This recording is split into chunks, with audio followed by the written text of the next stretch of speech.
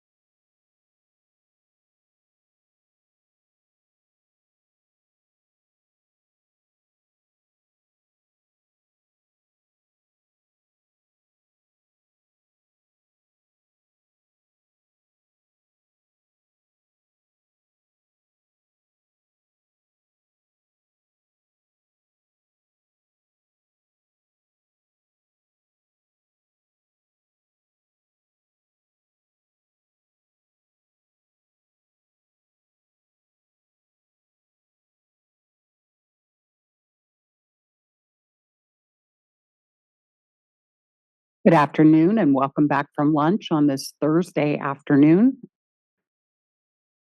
Seeing no cards up at this time, I'm going to turn it back to Tammy with the department. Thank you guys for your patience while we were navigating through some new things that you guys shared with us today. So,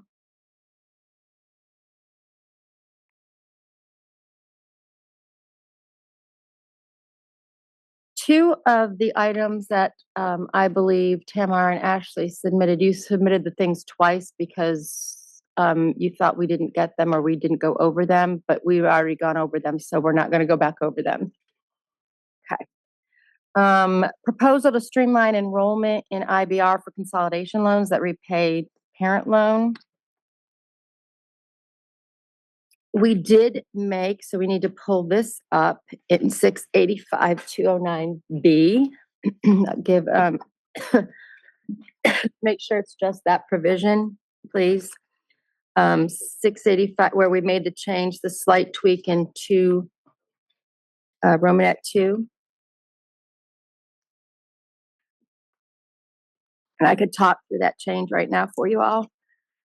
So when we went back and we looked at the proposal, we also realized that we kind of had the date range in the wrong spot. So how we fix this is we stated that excludes a loan that between the dates of, and then we added additional clarity around on any date between. And as soon as we see it up on the screen when they have a couple minutes, we wanted to provide more clarity around the period of time to after repayment. So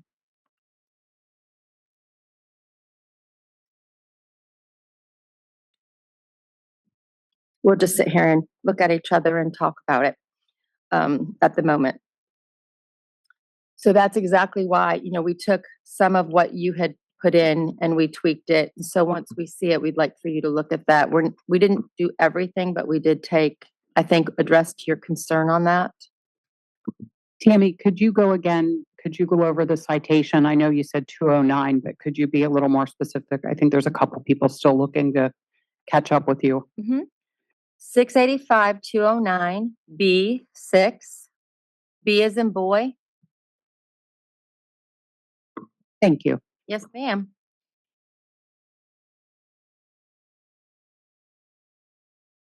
Let you guys get there and then we'll talk it through again.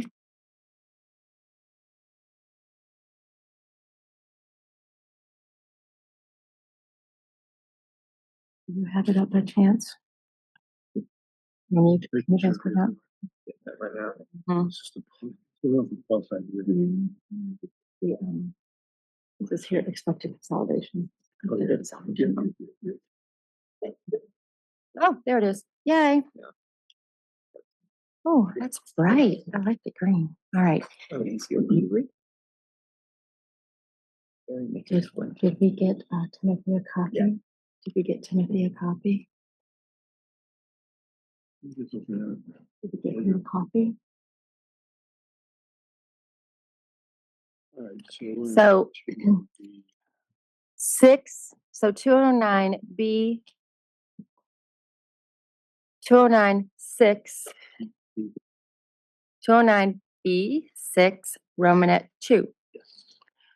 The language here, we removed the date between July 4th, 2025 through June 30th, 2028. We just moved it until the middle where you see on plan on any date between July 4th, 2025 through June 30th. And so we clarify that income contingent plan created under 20 USC code 1087ED1D. We removed ICR, IBR, and we added or any income-based repayment. We removed the ICR pay and IBR repayment plans, and we left the word plan, and we clarified with the date. At the end of that paragraph, we put in income contingent or income-based repayment plans. So based on the proposal, we tweaked that language.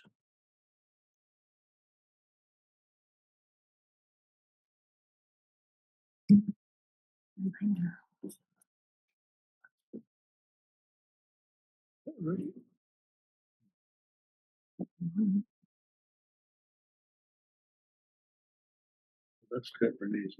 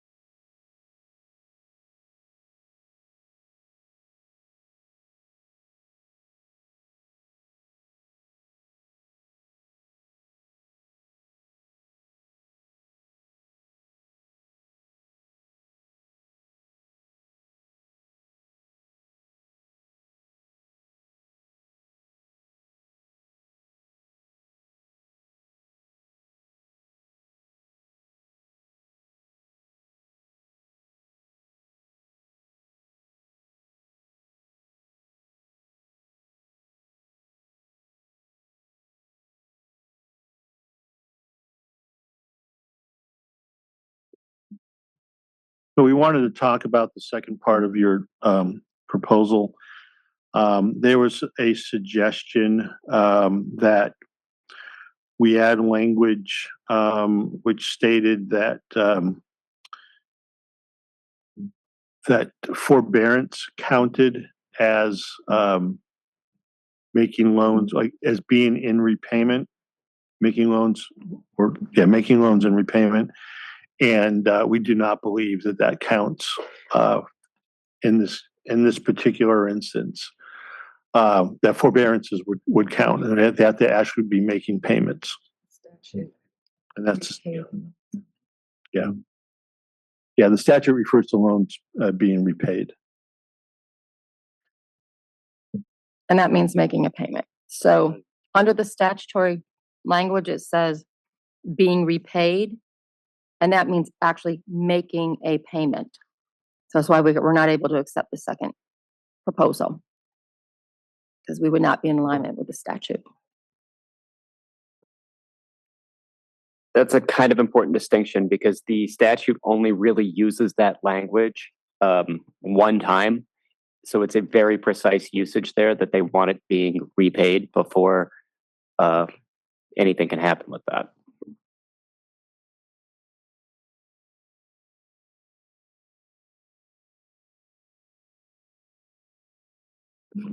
Are we ready to move on? Do we need a couple minutes? But If we could take a couple minutes, that would be great, just to review the new language. So just to quickly summarize, so we made modifications in B. We did not make the modifications you requested in C. while you're reviewing that, Tamara, I'm going to go through a couple other things. Bob, you submitted a proposal, and Bob's not even here. We'll just table that. He had to step out for just a few minutes. Okay. And Alex, thank you for providing this information to us. We think it's very helpful, and this is exactly what we're trying to do, so thank you. We had a duplicate. I talked about that. That's it. We've gone over. Does anyone else? So again, I'm saying that we've gone over all of the items that we've received that you guys have submitted to us. Is that your recollection as well?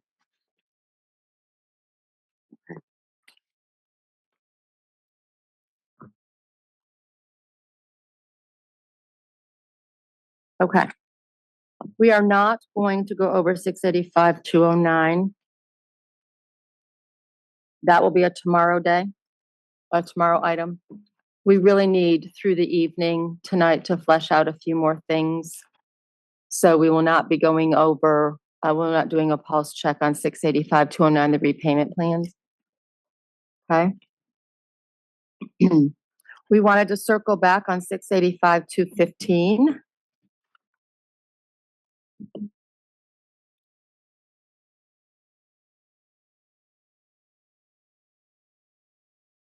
Or 680. You want it 682-215? I think I said 685. 682, 215. Oh my God, okay. All right, let you guys get there.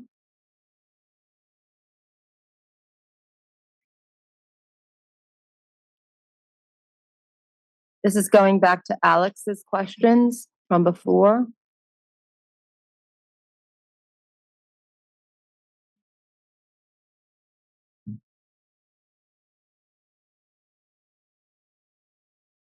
Okay.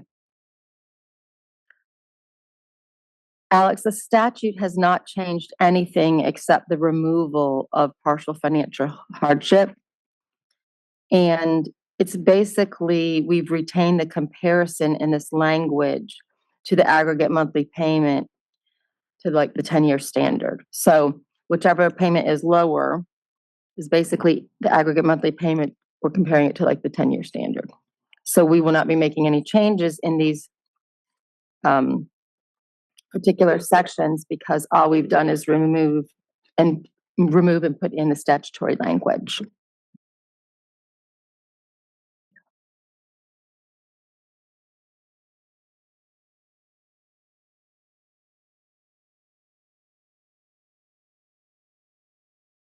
Ms. Holt? Okay, I was wondering if the department can clarify just what you think those 3 paragraphs are doing or saying.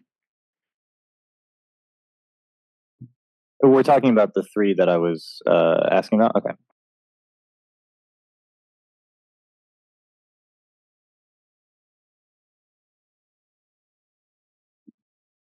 Yeah, so these are added in. I mean, they're part of statutory language. They have to be carried forward in the regs. So things like interest capitalization remain in there. Really, what we did with taking partial financial hardship was kind of streamline the process there. It took out the multiple steps involved. And by bringing it through aggregate monthly payment, which was already captured within the financial hardship definition, we basically just made the process automatic and took out several steps.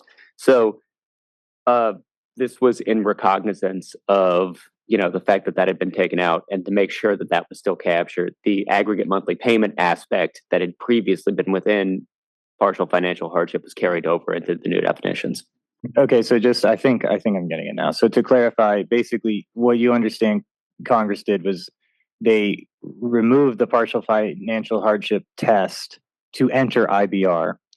But basically everything else related to, maybe not everything, I don't want to use a word like that, but these provisions maintain the concept of like this capped amount. And so you just created a new phrase for it, basically. Is that right or no? Okay. Yeah, I think it definitely streamlined the process, but this is for determining the amount. So it no longer has a gating function as it once did, but there still is a comparison of, okay, and when you think about it, it sort of makes sense, right? You want it to have that comparison between the standard repayment and the income-based repayment. Yeah, I get it now. This finally makes sense. Thank you for clarifying, and sorry for all the back and forth. No worries. Thank you. Tamar? Thank you. I just actually wanted to follow up on your response to Alex's question, Jeff. I was hoping that you could explain why the department would like to keep the comparison with standard repayment, given that it's not applicable to RAP. So it's not whether the department likes it, it's our reading of the statute, that the statute has this test, this comparison, in this instance. That you look at the total of all of the borrower's loans, not including the excluded loans, and you use that as the basis of comparison to the standard repayment.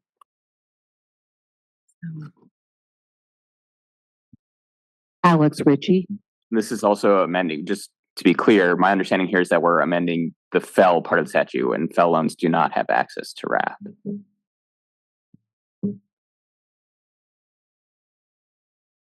Correct. Tomorrow? This is actually just a question for the facilitator. Will we be getting copies of all of this? Just a little bit difficult to follow only on the screen, given how robust the changes are. We are not copying 209 right now because we're not going over the rest of 209 right now. Okay. So it's on your screen and it will be, We'll get copies down the line when more changes are made. Okay. right, Yeah, it's but- exactly the same. As well. Yeah. Yeah. Thank you.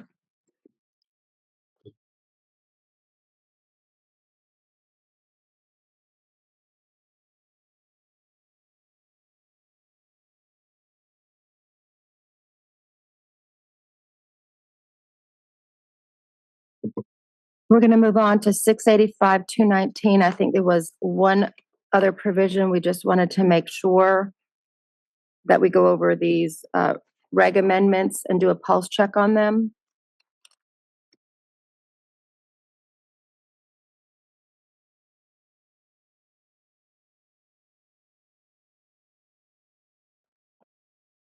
That is the discussion paper that deals with miscellaneous loan repayment provisions.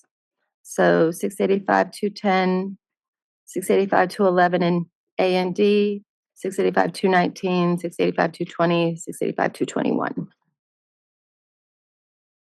We went over this yesterday. I just want to make sure that you all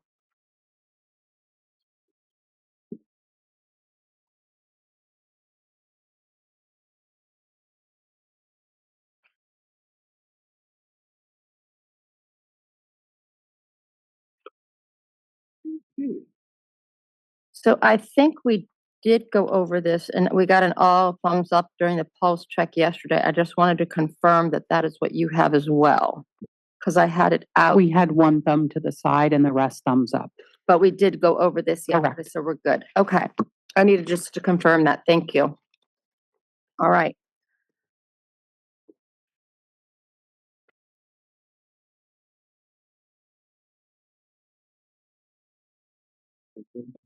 All right, we are moving on to a provision of this, of the statute that deals with the schedule of reductions. Oh, I really thought we were gonna get some more of like a reaction to that. You guys are so excited to see this. Oh, that was a little bit of a letdown. Well, maybe you'll get excited when you actually see it, right? Thanks. Ma'am? No, we are gonna just show you the schedule of reductions formula. We have it in the reg text. And we'll show that, just that part of the reg text. We want to go over the formula for schedule of reductions and have you take a look at it. And say again? Jeff? Jenna, we added the formula. Right now, what we originally gave you referred to a schedule reductions published by the secretary. So we made a slight modification of that and are referring to a particular mathematical formula, which is derived from the statute. And so we just had to wait and get a little bit of clearance on that one before we shared it with you guys. Jenna? You're going to get very little comment from me on mathematical formulas.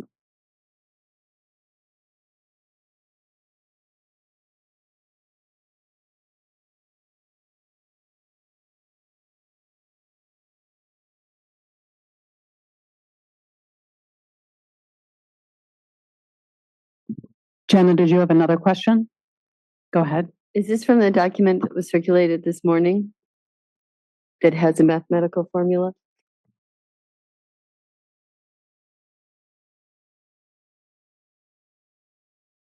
Is this from the document that was circulated this morning? Just that. Thank you.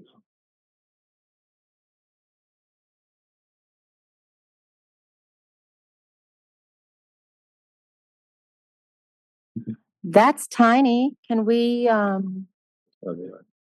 think we're going to let them enlarge that ever so slightly for us. Okay.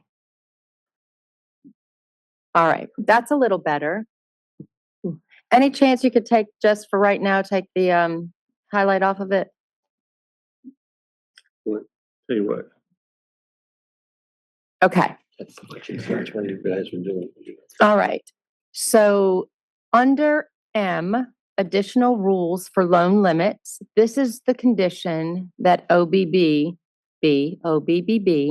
put in place for less than half-time enrollment. It is an additional annual loan limit. So not what we say here is less than full-time enrollment, notwithstanding any provision of 34 CFR parts 682 or 685 for those that's FEL and direct loans. In any case in which a student is enrolled in an eligible program at an institution on a less than full-time basis during any academic year, the amount of any direct loan that student may borrow for an academic year or its equivalent shall be reduced in direct proportion to the degree to which that student is not so enrolled on a full-time basis, rounded to the nearest whole percentage point as follows. We will be taking the number of hours enrolled for an academic year over the full-time hour load for program of study. That's a factor. And then you multiply that and by 100 and you get the actual percentage. So what we see here is if you are a school that has at least 12 hours at full time for a standard academic year, so it would be, and you have, say, for instance, you have your summer as a trailer. You have fall, spring, summer as your academic year. That academic year has to be at least 24 hours to be considered full-time based on your definition at your institution. So if you have your definition of full-time is 15 hours, then it would be 30 hours. So we're taking 24, at least because the regulatory definition of an academic year is at least 24 credit hours. So that's why we're basing our formula on, not the formula, we're basing our my scenario here on at least 24 hours. So a student comes in and they take 12 hours in the fall and they take 12 hours in the spring. They have 100%, 24 credit hours over the course of the academic year. Because even though we're saying this is an annual loan limit, we know that the award year and annual award year is equivalent to an academic year here, right? That's what we're saying. We always do that with our loan programs. So now you have a borrower who comes in and they're enrolled for 12 hours in the fall, and they're enrolled in 6 hours in the spring, but they enroll in summer for 6. The total credit hours for the academic year, because summer is a trailer, is 24. There is not a reduction. They are full-time. If a borrower comes in and they're 6 hours in the fall, and then they take 12 hours in the spring, they take 6 hours in the summer, there's not a reduction. You get the idea here. 24 hours. If they just take 12 and 12, it's 24. They're full-time. If they take 6 and you award based on intent to enroll, and usually when you see a half-time student at 6 hours, you usually make sure that that second disbursement is already considered at the half-time hours, because usually if they're half-time in the fall, they're more than likely going to be half-time in the spring. So that is the equivalent of 12 hours. And then they come back in the summer and take 9 hours. You would have to apply this formula because they're not full-time, because they're not up to 24 hours. Alex Holt and then Faisal. I apologize in advance for this question, but it's probably worth clarifying. When the department says rounded to the nearest whole percentage point, is your interpretation that below 0.5, that means you go down, and then at or above 0.5, that means you go up? That is such a great question. we're gonna take that. All right. back, Make sure, because we were, That is rounding. Yeah. it is rounding, Yeah, I know it's right. Yeah, I just It's wanted to rounding. make sure. but we, Yeah, so, yeah. so that is, I would not round it up for the case that you could technically be over. You'd be over the halftime status. then you round up, right? Right. Yeah, yeah. I mean, it doesn't actually matter. I just feel badly for the financial aid administrator, so I figured we'd ask and just make sure. We can count on you, can't we? Thank you. Faisal and then Jenna. Okay, so say for example, a student, they're enrolled in 21 hours after spring, summer, and fall. Thank you. So at that point, they're at 21 out of 24, which is 87.5%. So, okay, so for example, they're at just at 88% after the round. 88%, yeah. After that is 88% is the reduced annual loan limit percentage. Now, for the following year, it's 88% of the full amount. Tammy, can you use your microphone? I can.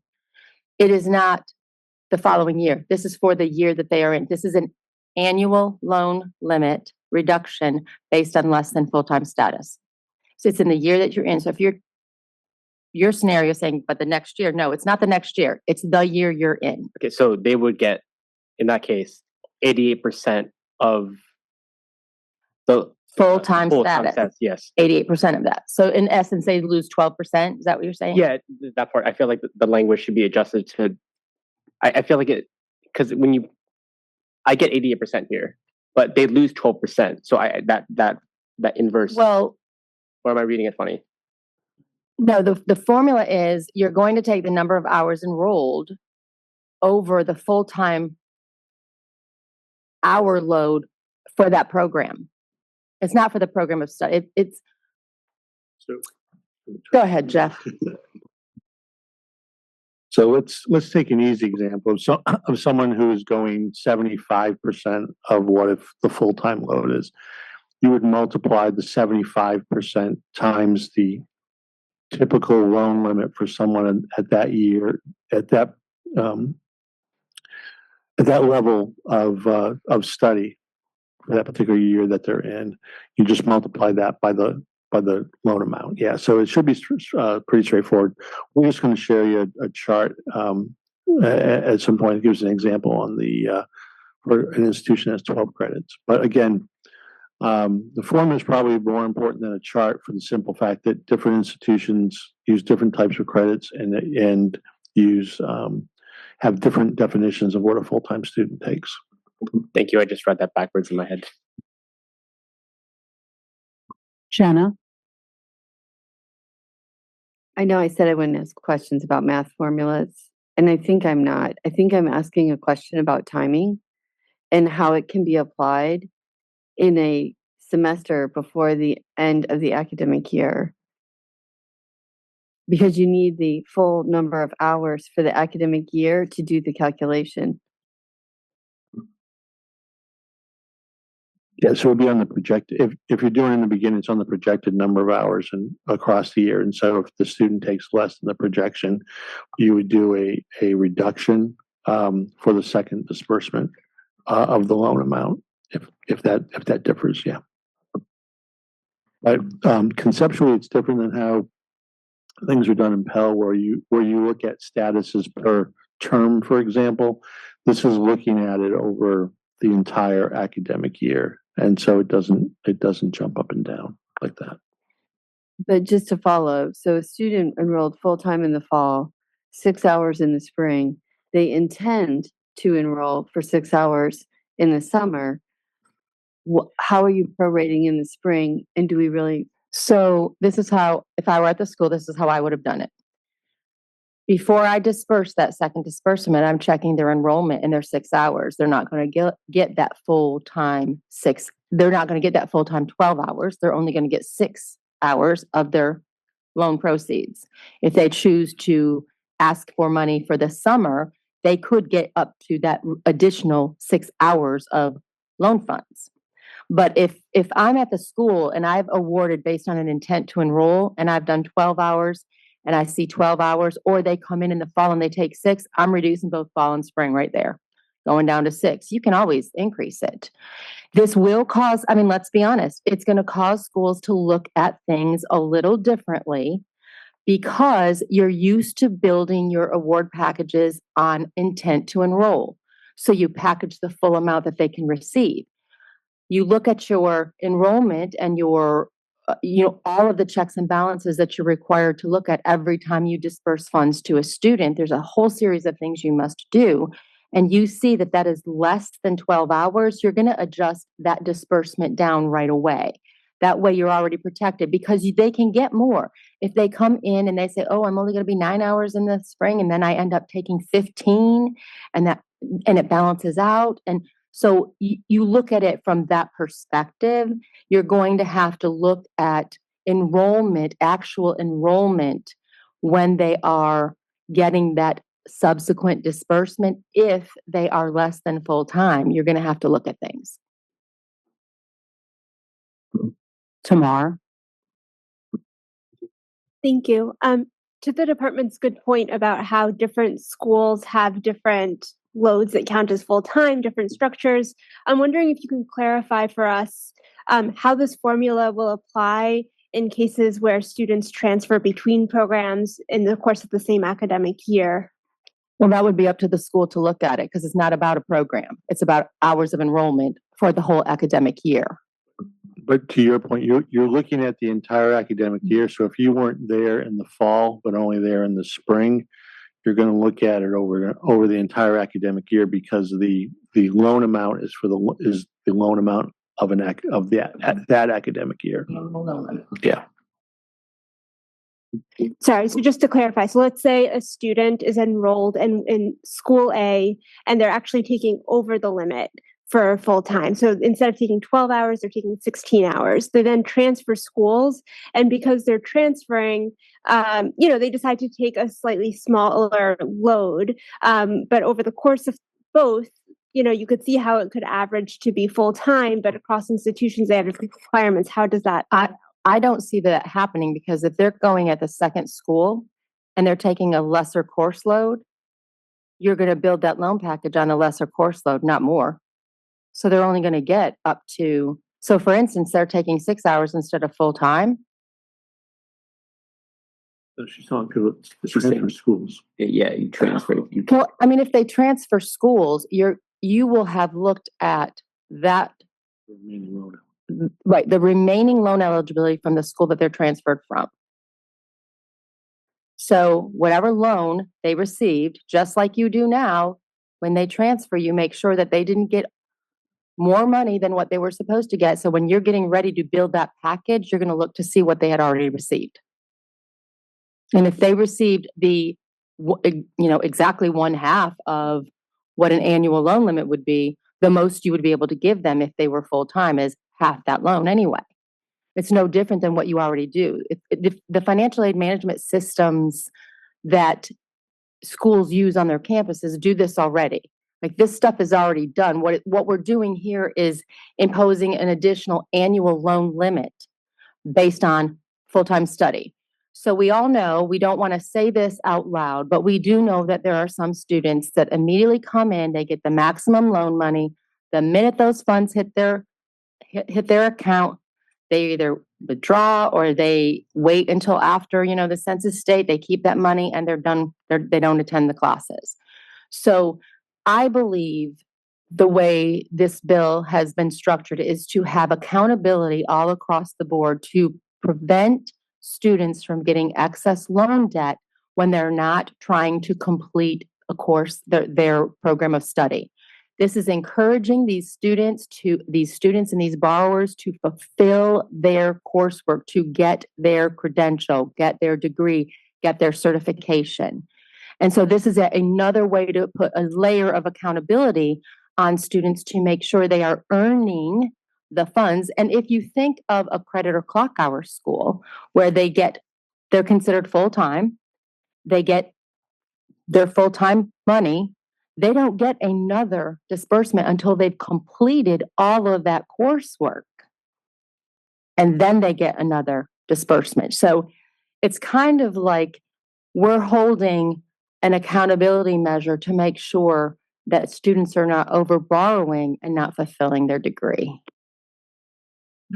To your point, I think there's probably a couple of issues with regard to transfers. We do have some very robust policies around that.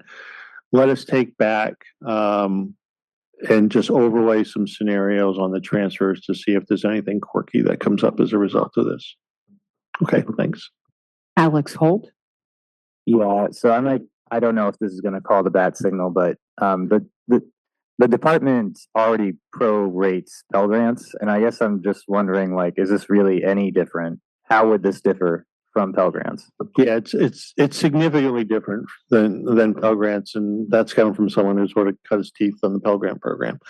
So first of all, the award level changes based on where you are in your program. Pell is sort of the same award across the board. The other part is you look at Pell, by payment period. You don't this is an adjustment in the annual loan amount. So it goes up and down. So that's another significant difference. Because in Pell you're actually adjusting the award based on enrollment status. You're not adjusting sort of the cap for the year on that. So it's different, but the big difference is on the you're not doing it's not really a proration by term, because we have a concept, and we deliberately did not get into using the term proration, because there's a concept of proration for the loan programs, which happens after sort of this stage in the process, which is you make an adjustment based on the length of the program vis-a-vis the academic year. And so if you have a program that's shorter than an academic year, you make an adjustment at the end of the process to the award. So this is one based on the number of credits a student is taking relative to the number of credits required for the academic year. And so part of this, maybe I'm just going to confuse myself even more, but it seems like part of the statutorily, they're talking about an annual loan limit. And so you have to calculate it annually as opposed to per term. Okay. So right now, without this, you have the potential of a student can go part of the can go part of the year and still get a full award if they have the costs. Faisal, then Jenna, and then Scott. This is probably just a scenario for you guys to take back most likely. So I'm thinking, so for example, you have an out-of-state student, and you have an out-of-state student that does not have the ability to take classes over the summer, like in at the campus. So they have the full intention of taking 12 hours during the spring and the fall, right? Say for example, they finish up the spring semester and they have an extended circumstance, maybe a third of the way through after the drop period has already passed. They have to drop a class. So they are now from 12 hours to 9. And you said on the spring semester? Yeah. And after they've completed the fall? After they completed the fall. And the fall was what? Full-time 12? Full-time 12, yes. Okay. So you went from full 12 to full 12 and then 9. How would the formula factor in something like that? So they drop down in status after they receive their disbursement. They drop down in status after they receive their second disbursement, but they didn't drop it just for the sake of dropping it. They dropped it because of, But because they dropped it, yeah. Mm-hmm. That's subject to an annual loan limit. There's no language in the statute built in to create carve-outs for withdrawals for specific purposes. It's just based entirely on credit hours. So, and this is where a school is going to have to look at their policies, their practices, and their procedures around second disbursements and making sure that this annual loan limit requirement is reviewed so that you stay in line with the regulations. But does not necessarily shift I mean, it's not the fault of the institution in that case, though, wouldn't it? Wouldn't it be the fault of the student? Isn't it always the institution that confirms eligibility for those loans upon disbursement? This is a requirement. It's always an institution's responsibility when they are dispersing funds. So for instance, if you went to disperse those funds and that student was not 6 hours and you gave that student money, that would be an inadvertent payment on the burden of the school. We're not saying you've given an inadvertent overpayment or an inadvertent payment, but it is your responsibility prior to you dispersing those funds to make sure that this particular provision may cause you to have to look at your practices on your campus to make sure that you're in line with the statutory requirements. I mean, that's not a new concept. I mean, you have students who drop, say, less than half time. You have students who drop out completely. So there's, that this doesn't add anything new to that. Who was the person that asked us to take something back? I'm sorry, I cannot even remember the transfer.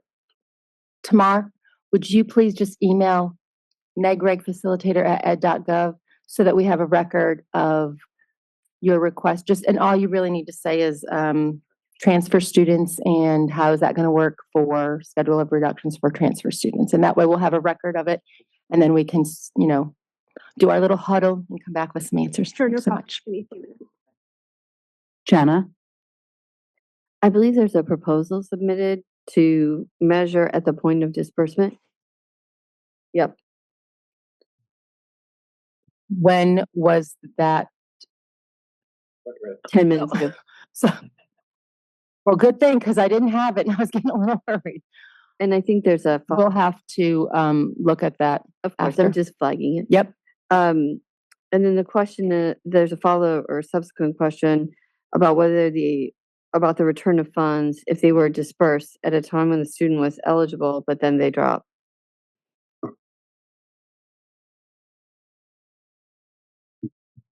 Go ahead and submit that one as well, and we'll do that in the same huddle.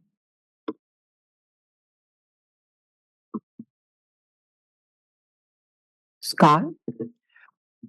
Well, and I think it's somewhat related to Jenna's, but in the scenario, and you took down the chart, but I think I remember it. So if full-time status is 24 credits, 12 credits in the fall, 12 credits in the spring, the student does the 12 credits in the fall, they get the full amount for that. So the $10,250, for that loan limit. They come back in January, they've had, a medical issue and they can only go 6 credits. So based on the formula that you put up there, they're now for the whole year, they're now 18 credits and thus would be only eligible for 75% of the $20,500. Are $1,500. So that's for the annual loan limit. Okay. So, okay, let me back up a bit. If they came in and did 9 credits in the fall, 9 credits in the spring, by the formula, they'd be at 18 credits, 75%, and you'd only award 75% of the loan limit in the fall, 75 in the spring. Okay. If they start full time, for some reason, not planned, they have to do half time in the spring. I guess my question is, are you just essentially going to only offer, are you going to claw back the loan money that they've already gotten from the fall to make up for now? They should have only gotten 75% in the fall, 75% in the spring, because you're basing this based on the whole year, but you're asking amounts to be awarded before the second half of the year happens. Does So that? I'm a little confused. Okay. Oh, I need you to restate your scenario Sure. for me because as I heard you Sure. say, they enrolled 9 hours and they weren't No. full time. Okay. So They're full time fall spring. if under the formula, if they intended and it was on in their path that they could only do full time is 12, they could only do 9 in the fall, 9 in the spring. By the formula, they would only get 75% of the loan limit, and Right. half of the 75% would be awarded in the fall, half in the spring. Mhm. Clear cut. If their intent is to do 12 credits in the fall, Mhm. 12 credits in the spring, 100%, but they come back in January, they can only do 6 Okay. for whatever reason. by the math by the whole year math calculation, you've now awarded them too much in the fall of money that they've already received. No, you have not. Because you're only, so I don't know how you all award things, but when we're at a school, they're not going to get more for taking more credit hours in the fall, right? They're still going to get that half annual disbursement at the full-time status, right? They get that half. Right. They come back and they're 9 hours. So that is, they're not getting a full-time award. They're going to get the 3/4 time award for that spring semester. Right, but what So how would they be over? what I'm now suggesting is based on if 24 credits is considered full-time based on an annual year calculation, Uh-huh. and they only do 18 because they do less in the fall. In theory, the amount that they borrowed in the fall should have been reduced to 75%. So how? No, it should not. Okay, This is an annual right. loan limit. Is anybody else If following me? If you are so look at it in terms of total hours, Mhm. right? The second disbursement would be reduced, and that would wait a minute, that would take care of. So if they were 12 hours, it's no different than if that student had dropped down to half time. He enrolled in half-time status before the loan funds were reduced. You weren't going to go back and take his fall award away, would you? No, because he's eligible for half of that already. He was full-time. Okay. So he's eligible for that. Now you're going to go to the spring semester. So it is an annual award limit. Right. You're going to look at what they did for the fall. So in instance like this, maybe they took 15 hours in the fall. Mhm. They're still only getting half the disbursement that they're supposed to get if they were full-time and full-time, right? We're not giving them 3 more credit hours more Right. in the fall. So then we would look that 15 hours, you're only required to do the 12. You got the 3 extra for the spring. So you take 9, but you got the 3 extras from the Right. fall. So now you're full-time. I think I need to write up the scenario, but unless you can explain it better from a practical standpoint of how the financial aid office works. But you would look at this. So And don't we have? financial aid, how my financial aid office worked 10 years ago, but it still pretty much works the same way, is when I'm looking at awarding a loan, I do it based on intent. I check enrollment. They are at least full-time. They're going to get that half award like they're supposed to. I haven't prorated their loan to give them more based on the hours that they have taken in the fall. I have given them half of their scheduled award because that is what our practice is in our office. That is exactly what we are going to do. And there are disbursement rules around what they can get. You have to make sure that there's, equal disbursement, things like that. So you get half the award of the annual award. Right. You come in spring, if they are not enrolled full-time, then you look at that, and at that time, you say, okay, how many hours did they take in the fall? They took 15. That's 3 over our normal. So we're taking 24 times minus 15. The remainder of that is how you would look at the formula and figure in the number of hours they took versus the number of hours that's considered to be full-time, basically. That gives you the percentage, you times it by 100. That gives you the factor, you times it by 100, you get the percentage. Then you see how much are they allowed to get in the spring to keep. And you either reduce it, or if they're okay, then they're okay. But no clawback on it. So Well, you haven't given them the money yet, so why would there be a clawback? Well, okay, so let's say they did the full 12 credits in the fall and they only come back and do 3 and don't qualify for any. Well, now they're a part-time student, or by the whole year, they're at the 50%. Am I? No. It might be worth just a minute. Just writing it. Okay, I'll submit. Yeah, so conceptually, what you're doing is you have the annual loan, right? You make it scheduled. If the student status changes, you make an adjustment in the annual loan amount. Right.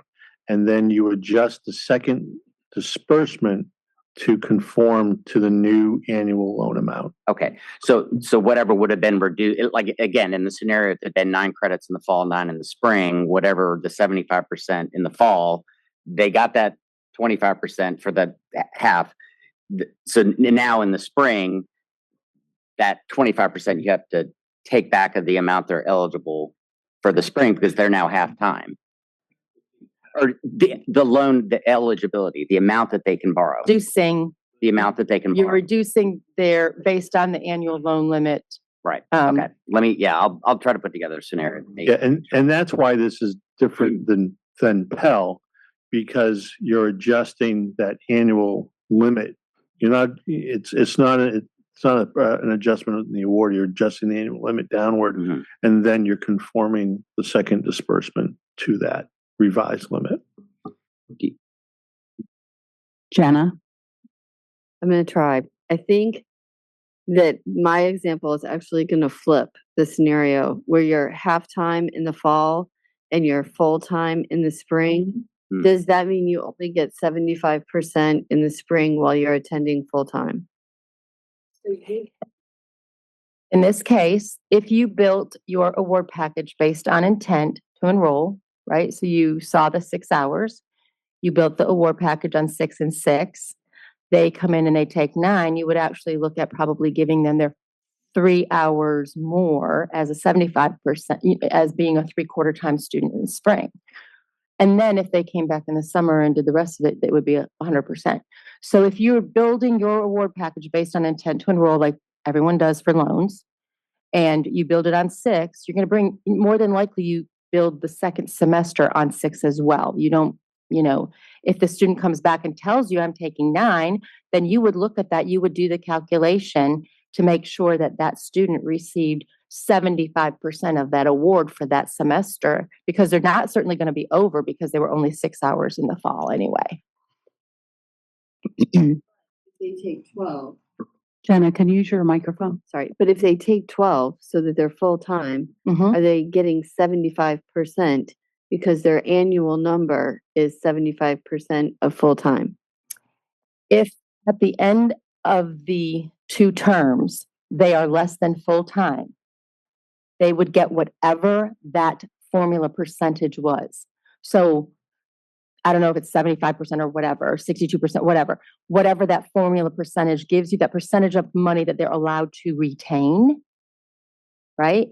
If they're not allowed to get 100% and they're not full-time, so they can't, you got to figure it out, right? You've got to reduce their award. If they've already received 12 hours, a full-time, half a semester award, then you're going to have to look at it. If you've only given them 6 hours of money, okay, so you know that they were eligible, theoretically, if they had taken full-time, they would have been eligible for the full half of an annual loan limit if they had all other eligibility criteria met. So that's what they would have received already. But if it's not being done on a semester basis, when they show up and they only take 6, Mhm. you're supposed to only give them 6, right? Well, that's what I would have done on an award at a school. Okay. I mean, I can't speak for what every school does with that. Okay. But, and then of course, you're looking at undergraduate versus, and so you at the school level have to figure out for those programs, here's what full-time is for undergraduate, here's what full-time is for master's, here's what's full-time. I guess now there's master's and professional, but you know what I mean. You've got to figure out, it's the institution's practice already in place. Right. And fitting this in one more annual loan limit so that you adjust accordingly. Okay, if we don't understand that, we'll submit a question on it. Yeah. My follow, unrelated, is there a schedule or formula for non-standard semesters? We do have a little chart on that, do we not, Michael? Non-standard terms. Do we have a chart on the non-standard?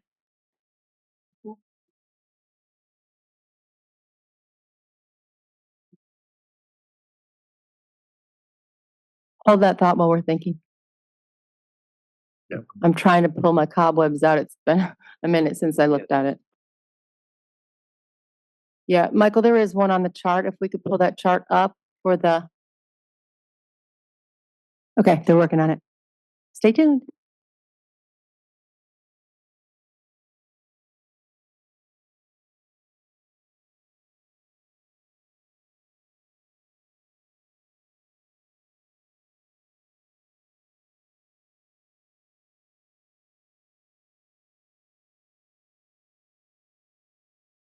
Can you go up so I can see the title of this one?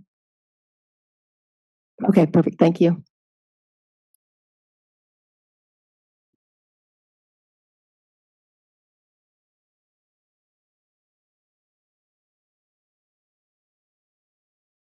Jenna, here's the chart.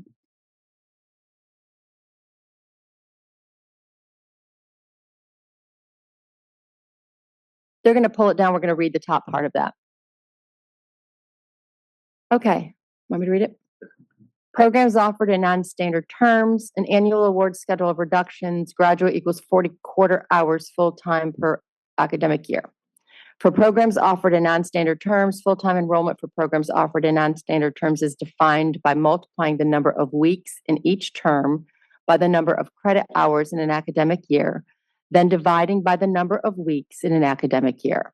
The full-time enrollment number is then used as the denominator for determining enrollment status. For example, an institution has a program that consists of 4 8-week terms and defines the academic year as 40 quarter hours and 32 weeks of instructional time. The institution determines that full-time enrollment is 10 credit hours per term, 8 weeks per term, times 40, 8 weeks per term times 40 credit hours divided by 32 weeks of instruction. And then you get the chart that is based on the chart of the enrollment status relative to 10 credit hours per term.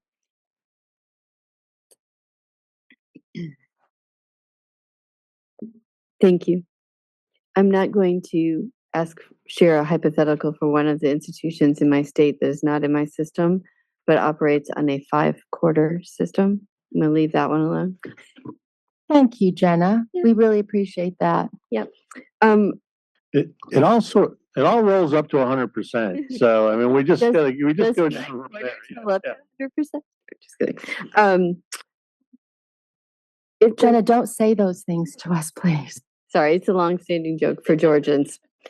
So if a student is registered for full-time, you're anticipating full-time status, they show up, they are intending to complete the semester, the second semester, you disperse, they leave.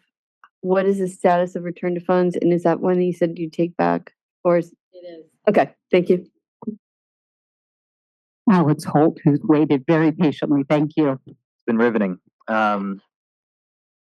So there are two loan limits things going on from the OBA bill. So one is that schools can sort of unilaterally reduce their loan limits, and then this is a formula, and I'm wondering if they interact.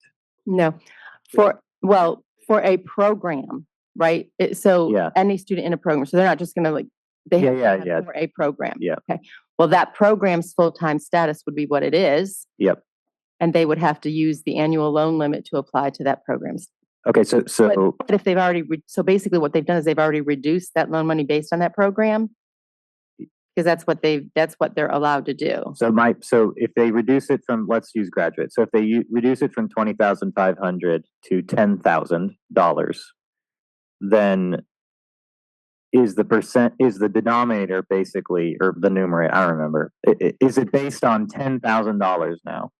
The money. The reduced loan limit is the reduced loan limit. And then this is an adjustment to whatever that loan limit is. So Right. if you have an institution that has a loan limit of $10,000 for that particular program and the student goes half-time, the student gets 50% of that award. Okay. So Thank you. it's always an adjustment to the loan limit. Got it.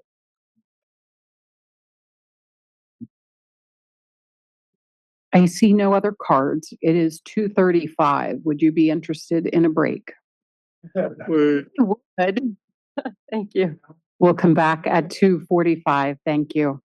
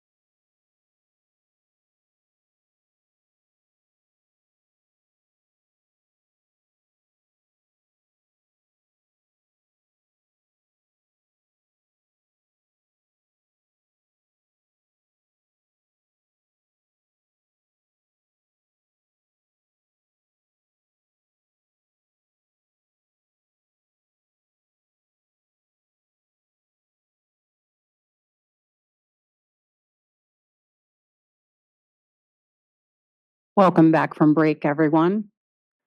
We have no cards up, so I'm going to turn it over to Eric Hardy from the department. Caucus, or am I doing this? Okay. Linnea, you can go ahead and pull up those charts whenever it's convenient. Hey there.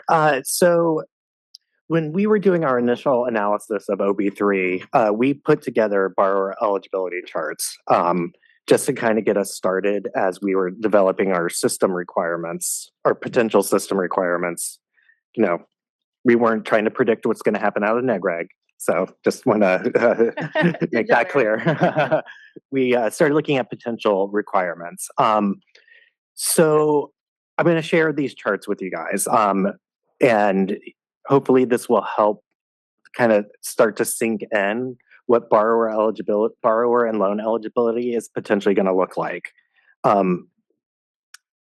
I personally think this is probably the second most difficult concept within the OB3 loan portion of the OB3. This and the principal matching kind of start to blow my head a little bit. So that said, we're going to go ahead and jump in. So we have 5 charts. These are designed to be point in time. So we're not looking at borrower had this set of loans and takes out a new loan. What does that mean? No, we're only looking at what was borrower's state at any given time. So we're not going to look at triggers and things like that. So the first example, and let me just explain real quick. When you see any column with 2 letters, that indicates it's 2 loans, maybe 3 loans. So if you look just quickly at the second row, you can see the 4 columns on the right have YY or NY. So the blue between each of those columns is the same loan, and the Y across each of those columns is the same loan in those instances. That's why they're blue versus purple. So yeah, so this is a borrower that only has FFEL loans. So the first columns on the left are kind of setting up the scenario. So the idea is, does this borrower have an accepted Parent Plus loan?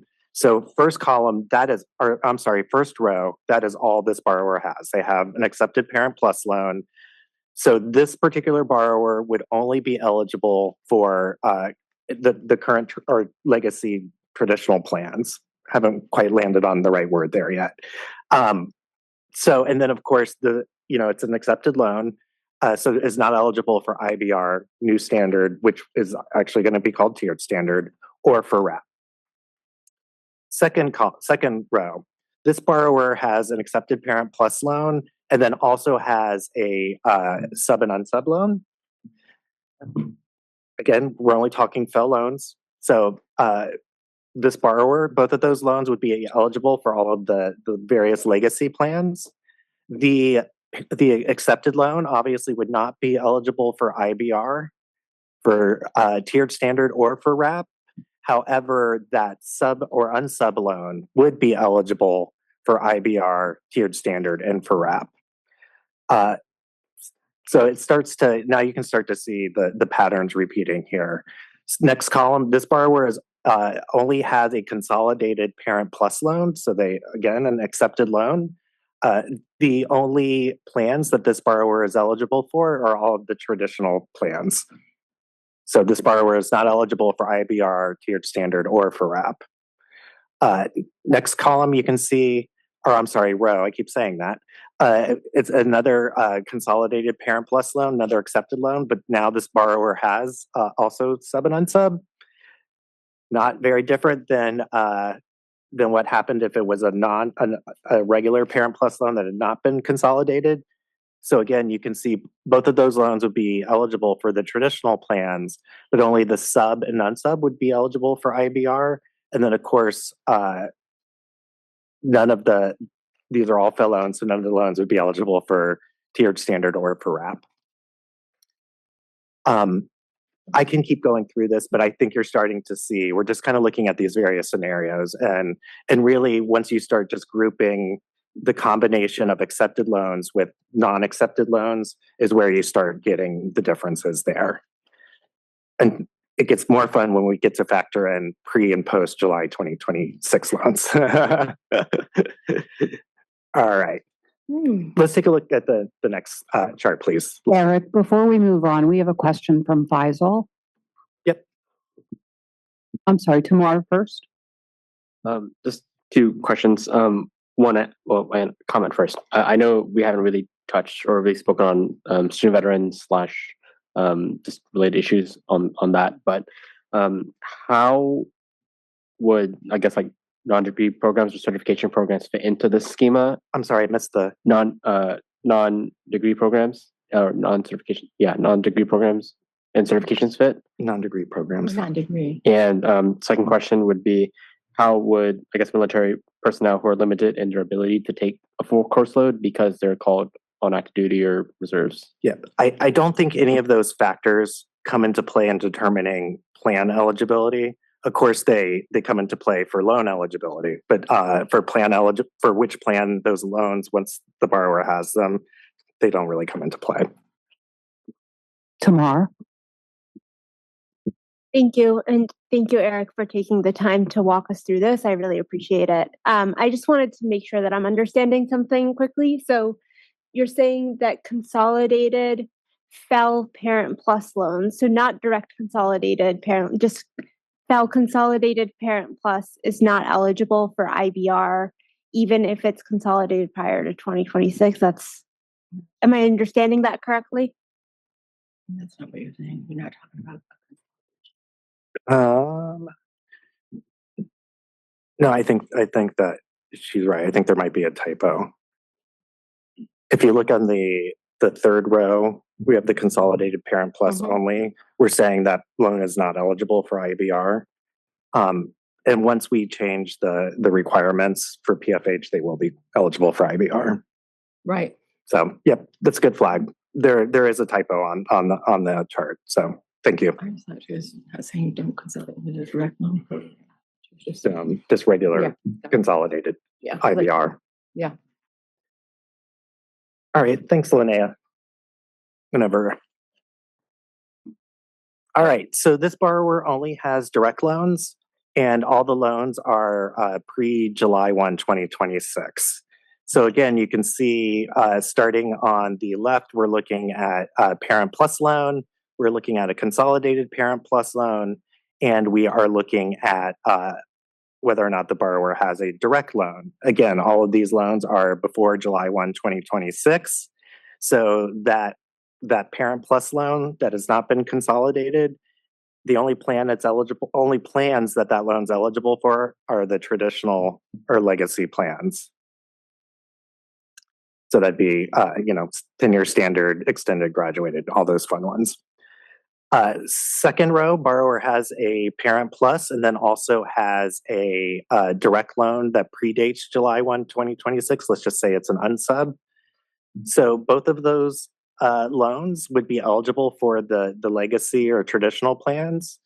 The Parent Plus loan would not be eligible for IBR, but the sub and unsub would be eligible for IBR.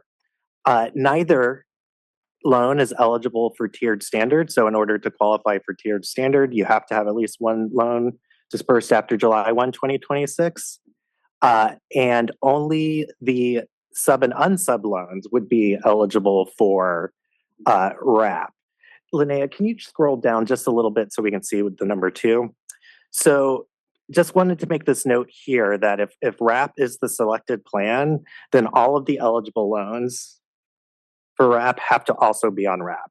So we can see on number 2, or on row number 2, the Parent Plus loan is not an eligible loan. So that's why we're saying that Parent Plus is no, but we also would just want to make sure that we're noting on the Y that if the borrower had other loans, they would all have to be under RAP if the sub or unsub is under RAP. Becomes more important when we start looking at more convoluted scenarios. Yeah, I'm not sure that. I don't think we're necessarily going to. I don't know that we're going to get into every convoluted scenario, but it's hopefully we're not getting into every convoluted scenario. Imagine writing business requirements off of all of this. So Now he is, we call the bat signal. So third row, this borrower only has a consolidated parent plus loan. Thank goodness there's not a typo on this one. So this consolidated parent plus loan, of course, will be eligible for the traditional plans, will also be eligible for IBR, would not be eligible for tiered standard because they don't have one of those loans after July 1, 2026. And consolidated parent plus loans are not eligible for RAP. Fourth row, consolidated parent plus and an unsub. This is not going to look much different than the second row, right? Both the consolidated parent plus and the regular parent plus are both accepted loans. So as we move across, you can easily see the traditional plans plus IBR for that loan. And then, of course, we're making our note that in order to access IBR, that consolidated parent plus first has to have access to ICR. Let's go ahead and jump down to the second to last row. So this is a fund borrower that has all three of these loan types. So we can see they have an unconsolidated parent plus, a consolidated parent plus, and a sub or unsub. Looking across here, obviously all of these loans would be eligible for the traditional plans because they were first dispersed before July 1, 2026. The parent plus loan itself would not be eligible for IBR, but the consolidated parent plus as well as the sub and unsub would be eligible for IBR. None of these loans would be eligible for tiered standard, again, because they're all before July 1, 2026. And looking at the last column, only the sub or unsub loan would be eligible for RAP. So hopefully this starts to kind of gel how we're looking at eligibility. And I promise you, it took about 10 of us putting our heads together to come up with these charts. It was not a small task. Should I pause for any questions before we move on? Tamar? Thank you. I would just like to confirm, so if somebody has a FEL loan, like, you know, from the old days, and then they take out a new parent plus loan, for example, post 2026, that their old FEL loan could still be an IBR, even if the parent plus loan is not eligible. Is They that can correct? be, yes. Okay.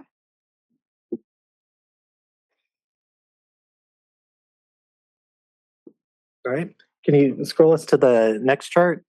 So we're going to keep building here. So now we're looking at borrower has DL only, but now all the loans are first dispersed on or after July 1, 2026. Again, you're going to start to see like the usual pattern start to come here, except for now we're going to bring RAP and tiered standard. Or tiered standard will definitely be in the mix. And of course now RAP as well. So again, parent plus row number one's an unconsolidated parent plus, just a regular parent plus. It's dispersed on or after July 1, 2026. So it is not going to be eligible for any of the traditional plans. It's a parent plus loan, so it's not eligible for IBR. It's first dispersed on or after July 1, 2026. So it does have access to tiered standard. And of course, it does not have access to RAP.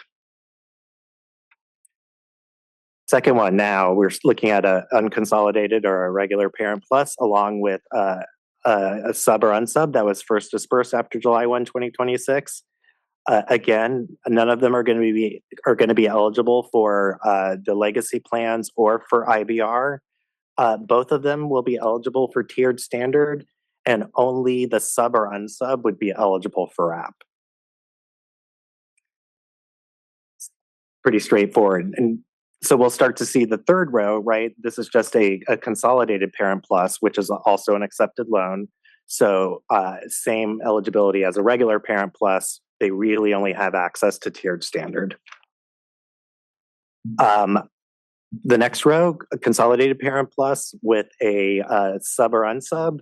Again, none of these loans have access to the traditional plans. Both of these would have access to the tiered standard. And again, only the sub or unsub would have access to RAP. And then let's look at the second to last column where this borrower has all three. I think these are really kind of the ones that really drive home what that eligibility really looks like.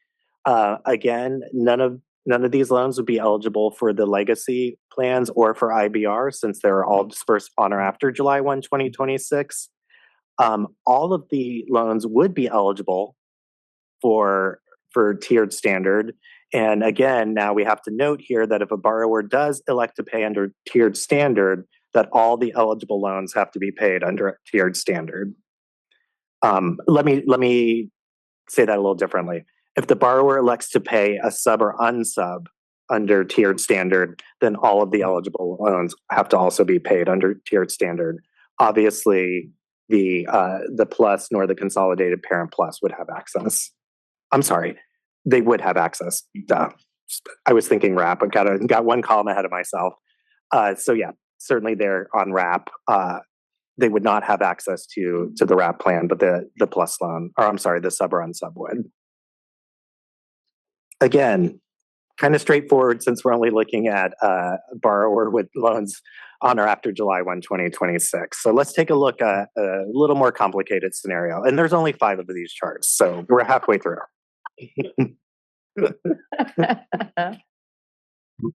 And if you want to know the tiers that several of us went through putting this together, the first time I sat down and one of my colleagues walked me through it, we had planned 30 minutes just to do a quick breeze through. Yeah, it was 2.5 hours. All right, so definitely much more complicated scenarios. Here, again, we're only looking at a borrower with DL. We didn't need to throw in FFEL here. However, this time the borrower has a mix of both pre-July 1, 2026 loans and post-July 1, 2026 loans, or on or after July 1, 2026 rather. So in the first 2 columns, right, we're indicating that this borrower has a parent plus loan that is before July 1, 2026. Then if we move, and that's the purpose of having the pre in the second column. And then if we move to the, I'll call that orange maybe, we're looking at a sub or unsub that is on or after July 1, 2026. So again, we're looking at a mix here. The parent plus is before, the sub or unsub is after.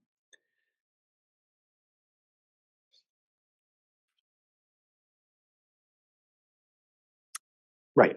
So these are, and just a reminder that these are direct loans.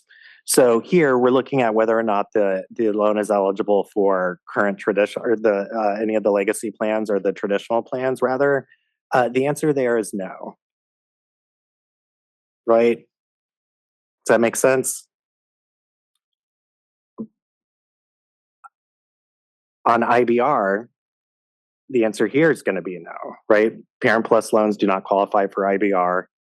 Borrower has the sub or unsubs after July 1, 2026. So that's a no. Tiered standard, both of these loans are going to be eligible for tiered standard, right? The parent plus loan on itself would not be eligible for tiered standard except for the borrower has that sub or unsub dispersed on or after July 1, 2026.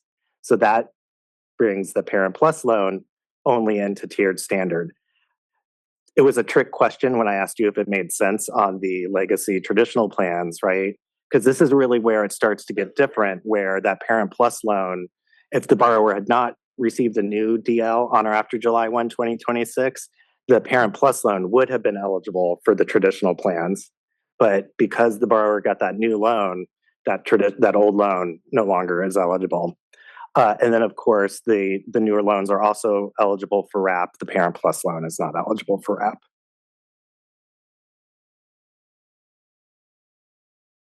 So second line, now we're looking at a parent plus delivered or dispersed on or after July 1, 2026. This time the sub or unsub is before July 1, 2026. So if we look at the legacy plans, anytime there's a loan dispersed on or after July 1, 2026, we start to lose access to those legacy plans. It is a unconsolidated parent plus, so it's not eligible for IBR. The pre-July 1, 2026 loans are not eligible for IBR. So looking at the next column, right? So now we're talking tiered standard. So both of the loans will be eligible for tiered standard, right?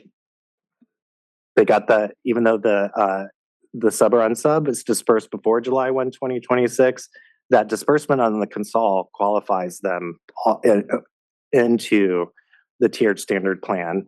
And then of course, RAP and we would only have the sub or unsub and RAP and not the parent plus. Let's take a look at the third column. Right, third column is likely not going to be very different than the column above, maybe. So we're looking at a parent plus loan dispersed on or before July 1, 2026. And now we're looking at a consolidated parent plus loan dispersed after July 1, 2026. And now we're also looking at a sub or unsub dispersed before July 1, 2026. So really, just to wrap up here, right? This this borrower, the only loan that's dispersed on or after July 1, 2026 is the accepted consolidation loan. So any disbursement on or after July 1, 2026 is going to eliminate the access to the legacy traditional plans. None of these loans are going to be eligible for IBR.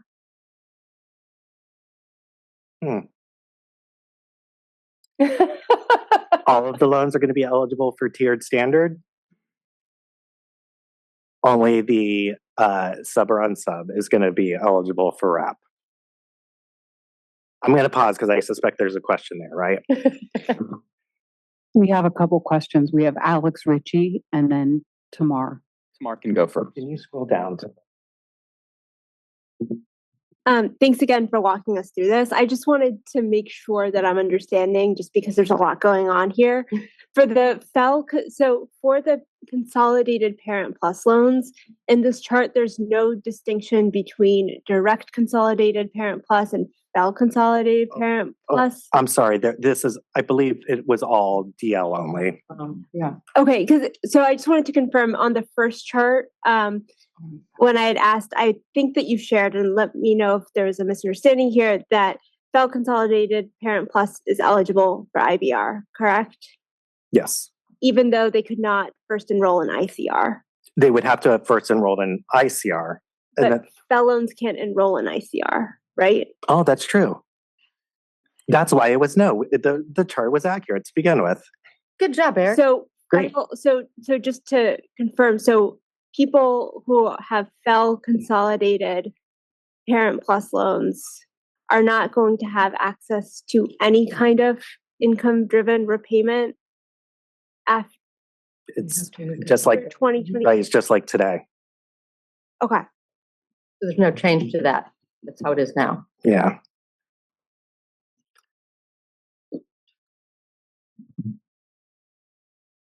Alex Ritchie. This is really helpful. This is what I was trying to do before negotiated rulemaking, and I couldn't come up with all these examples. So I just wanted to start by saying thank you. This is really helpful, I think, for all the negotiators to walk through these examples. So as we continue to try and build towards consensus, understand what precisely we're all talking about, because I found it so helpful. I'm wondering, is this going to get posted online once it gets cleaned up? Because I know like it's tiered standard, not new standard. What's the department's thoughts and feelings on sharing this? I know it's a working document. I'm not sure that we would share this the exact way it looks right now, because number one, we would have to get that vetted. And these were more of operational discussions, but we could look to figuring out how we would present this information in a in something that we had not already provided to our servicers for potential consideration after negotiation. So we can take that back. We'll definitely look at that.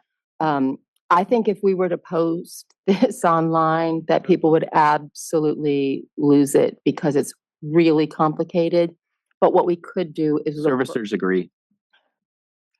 I Sorry. also think that you guys have been in the room for 4 days now, and so you have a sizable amount of background for going through this. To Tammy's point, if we just put this online, and people haven't been, digging through this, or they're not, very invested in like the minutia of the statute and regs, it's very easy to get lost and overwhelmed. And the last thing we want to do is confuse borrowers, members of the community. So we have to be careful of that front. We will look. I'm sorry, Jeff, go ahead.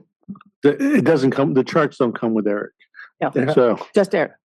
No, but we can take that back and look to see if something like this is helpful. I would imagine as we get past negotiated rulemaking and we start looking at our NPRM and pushing that kind of information out, that we would definitely be able to do something of this nature around that so that there is clarity, but most likely not before we have published an official notice of proposed rulemaking. That feels understandable. Thank you.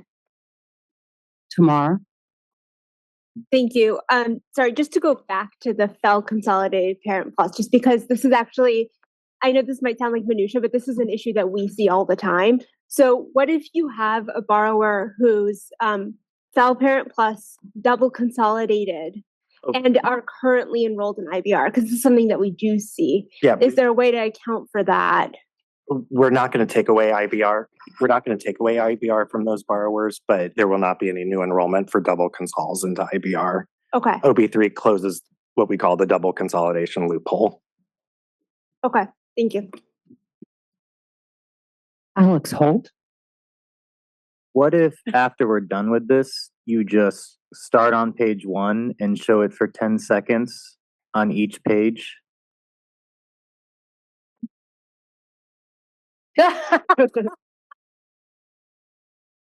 No.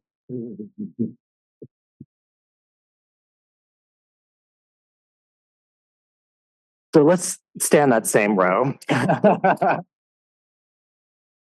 When to again point out the footnotes on that third row here, where we're seeing that we are giving the borrower access to tiered standard.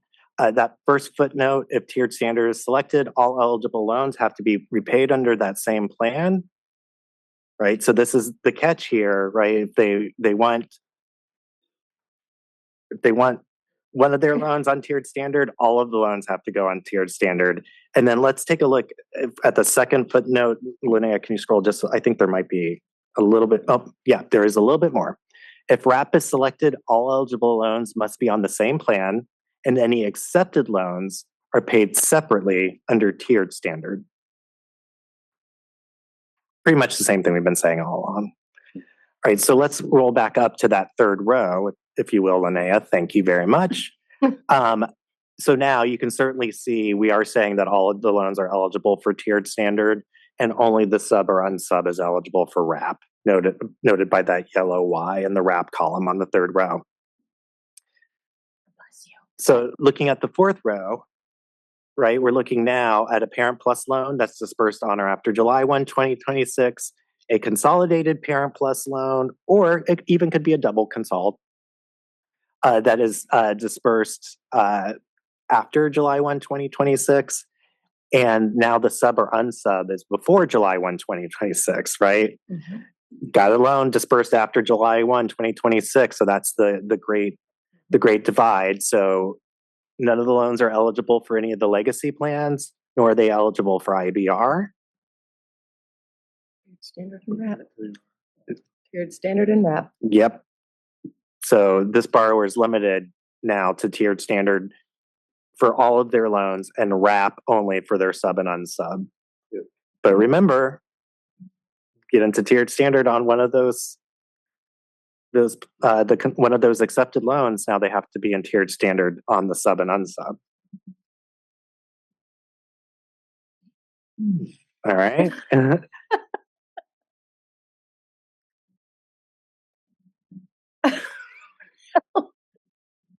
So, and I think again, you can see that the scenarios really start to repeat themselves here when we're just looking at different mix of pre and post with the loan types.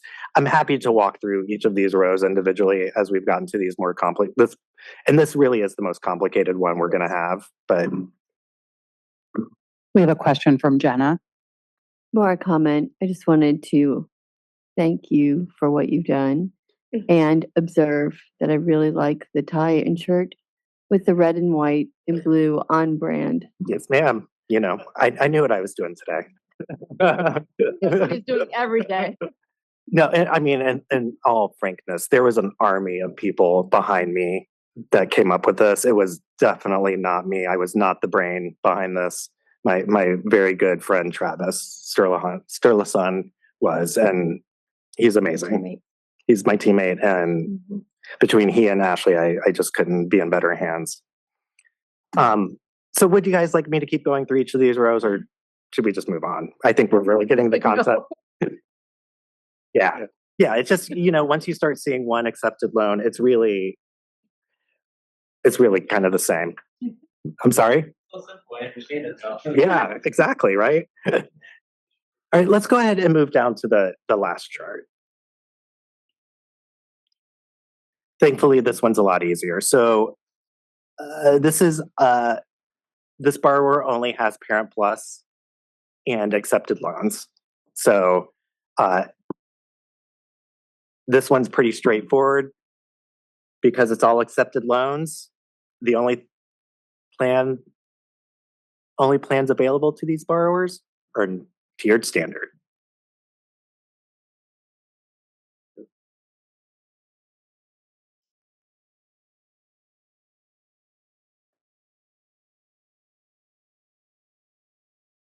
These are the last of my 5 charts. Or this is the last of my 5 charts. I think everybody is relieved to see this chart, Eric. The cards are just flying up, as you can see. Y'all asked. Yeah, And now you know why I say, excuse me, Eric, could you come up here, please? yeah, this is definitely the deep end of the pool. No doubt. She's taking pictures. And, Can you turn the screen off, please? and we are going to build this into the decision tree within studentaid.gov. So borrowers are not going to have to try to figure out what they qualify for. We will look at all of the borrower's loan history and we'll be able to let the borrower apply for the appropriate plan. We also, this is just to note, one of the other things that we're planning on doing, again, once we know the complete outcome of NEGREG, but in all likelihood, we are going to create one common repayment plan application instead of having a separate IDR application with the other plans. And what that will allow us to do is sort of what came up on the first or second day, where we want to make sure that we're informing borrowers that are PSLF borrowers not to go into tiered standard. Since we'll have the entire repayment selection on a single form, that will allow us to direct those borrowers directly. That's our current thinking. Andy? Eric, what will be the timeline for publishing on the Ed website a similar chart to that, maybe an FAQ and other documents? We were told earlier this week that the final regulation could be as late spring of next year. Do we have to wait until that date? I ask because many of the graduate programs and professional programs, doctoral level programs, are already enrolling now for the fall of 26. I know of hundreds of students already in the pipeline to do so. And I'm afraid that the later we wait to publish the final communication on everything that we're doing this week will greatly impact universities. And at a time when they really can't afford to miss enrollment by 20, 30%, if students don't have a concrete idea of what their financial packages are as late as the spring, I think we're going to see one heck of a rough ride next fall for hundreds of universities. Yep. Not to pass the buck, but I'm going to pass the buck. Certainly, I'm not going to publish anything on our website that the policy team sitting up here has not already signed off on. So, in all likelihood, we're not going to put information on our website that has not been finalized through NEGREG. Correct. or once we have a final rule. However, I don't know if you guys have noticed, we do have a page on studentaid.gov. If you scroll down to the bottom to the announcements section, you'll see we talk about OBBA announcement. We have set up a page there that does have the relevant information that we can share. So right now, we're only speaking to the items that we're self-enacting. So specifically the changes to IBR and then some of the changes to FAFSA. But as we can give updates to the borrowing community, they will be on that site. And unlike other times, we are trying to do our best to date tag when we add new information. Jeff, did you have something to add? Yeah, I just wanted to put this in context. I mean, Congress did give us a very accelerated time frame in terms of implementation, so we're gonna pursue on that. But as we reach certain decision points, we will do our best to provide information out to the community as we move forward.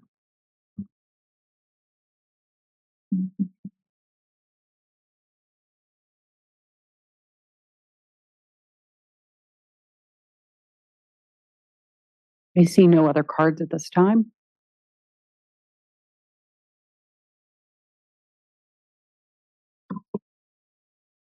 From your standpoint, is there anything you would like Eric to cover right now that will not blow your mind any further than it already has? Definitely. Anne-Marie?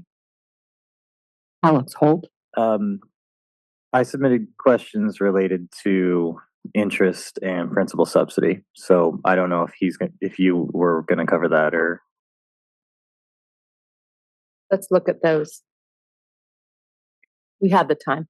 Yes, Eric, stay seated. This is why I love Eric, because we work so well together and he always rescues me when there's questions I know I will not. And I just say yes, ma'am. All right. So the first question. Say that the borrower is required to make a $20 scheduled payment for that month and accrues $30 in interest. If the borrower makes a $20 on-time payment, that would lead the secretary to forgive the remaining $10 in interest under WRAP. Oh, that would lead the secretary to forgive the remaining $10 in interest under WRAP. But say instead that the borrower makes a $30 payment, even though he is only required to make a $20 payment, would the additional $10 be applied to interest, thus meaning the secretary forgives no interest, or would the additional $10 be treated as a prepayment? We love these. And thus the secretary would forgive $10 in interest and the extra $10 in payment would reduce the outstanding principal by $10, or would the extra $10 go toward the next month's scheduled payment, leaving the borrower's interest and principal subsidies unaffected by the prepayment? Yeah, I don't think it's that difficult. I don't think this one's actually that difficult, at least this part of it. So the payment application rules have not changed, right? The first amount of any payment made is going to go to interest, second to fees and whatnot, and third to principal. Yeah. So that's not going to necessarily, like that application is not necessarily going to be part of the prepayment. We wouldn't actually consider this a prepayment. We consider this an overpayment. So typically when we think prepayments or lump sum payments, at least in our federal servicing processing world, we are looking at satisfying future due dates. So anytime a payment's received and all of the interest is covered, the remaining always goes to principal. If there's enough remaining that would cover future monthly payment amounts, right, that as each due date is satisfied, that is how, even though it's a principal only payment, we're going to satisfy those future monthly due dates. We're not going to apply any interest or principal matching or interest subsidy until the future date comes to fruition. Both of them at the same time. Oh. We, and slap my hand if I go too far here. We are currently looking at how we can equitably apply both the principal and the interest matching to borrowers that pay ahead and satisfy future due dates, as well as to borrowers that are just making their regular monthly payment amount. So we're still working on that. It is also really important to remember that this is based upon a full on-time payment. So the borrower does have to make, we'll likely have some tolerance there, what that looks like. I just want to remind everybody that under the provisions in the statute, that this is under distressed borrowers too. And so we want to make sure that as we're navigating through these scenarios, that we're just being really careful because we haven't fleshed out every little piece of it yet. So these are still hypothetical and we're still in the process of navigating through all of this. So thank you for that. I think just to sort of summarize, as I thought, you can't avoid statute. It has to be applied to interest first. It's a little bit confusing once you get these are really edge cases now, but once you get 3 months worth of prepayments, what are you supposed to do? You're working on it, but again, these are really edge cases. So yeah, I don't know that they are super edgy in many circumstances. Especially borrowers that make their monthly payment amount, but then their employer's giving a matching, right? We see typically those come in for a year. Same with AmeriCorps, those sorts of programs. So it's not edge case for us at all, really. But again, we're looking at how we can do it equitably, and it might be, we're still kind of pumping through it, but maybe it's we do a projection of if the borrower had just made a regular monthly payment amount, we kind of set what that would have been based upon looking at a 12-year term. And then that's, even if they're satisfying additional principal or additional interest, that's still what they're eligible for potentially. Again, these are all just kind of ideas that we're trying to work through on how to make that equitable. Yeah, I mean, I'll just state, I don't envy you, so I'll just state a concern, and then you guys figure it out. But basically, you can imagine a situation where somebody owes $10,000, and they luckily enough have $10,000, but they've figured out that if they make 120 prepayments or something, of course, that's not possible to go past a year anyway, according to RAP. So, okay, so maybe that's just how you solve that problem. Okay. Even if they've hit I might say this wrong, even if they hit the eligible amount in RAP, did I say that the right way? What would have been the PFH?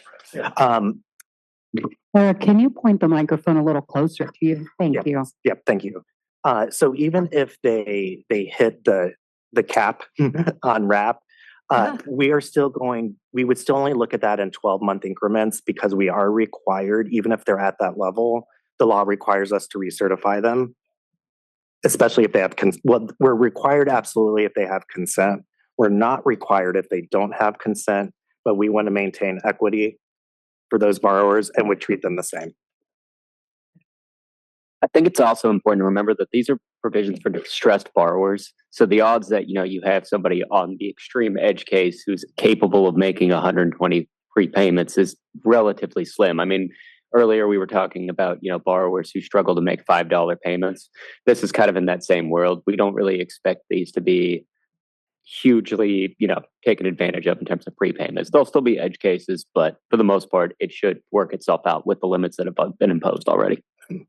Yeah, and the principal matching, I just want to make sure, I had this in earlier versions of, as we were doing our analysis of the bill, we had some mistakes in my team. So the way it works is, if just to kind of put it in plain language, actually, I actually have a really yeah, I don't know if you want to read this scenario or not. I don't know if these scenarios are helpful for people to hear.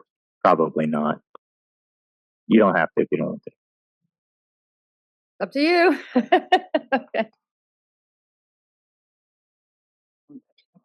Okay.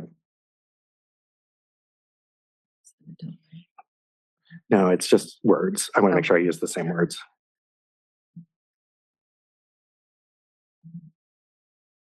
All right, so borrowers does not satisfy at least $50 in principal in a given month. The first step is to choose the lesser of $50 or the total amount paid, the monthly payment amount. From that result, you subtract the total amount applied to principal. It got a little confusing with do you first subtract and then choose the lower of the two? So we just wanted to make it super clear that first you're picking either $50, the lesser of $50 or the monthly payment amount, and then subtracting the difference that's applied to principal, and the leftover is the principal matching.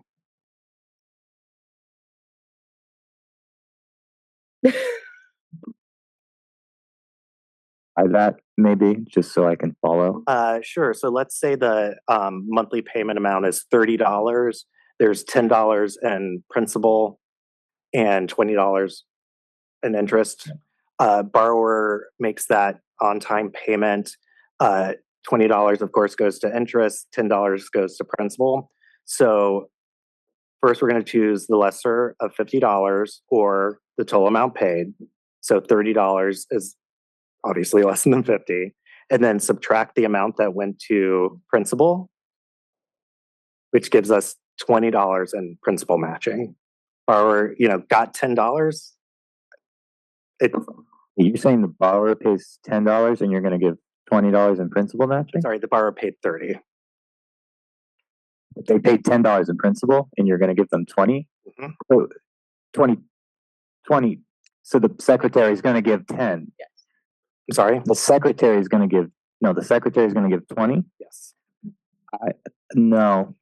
No, because you said. Borrower made a $30 payment. So it's first lesser of the two, which is 30.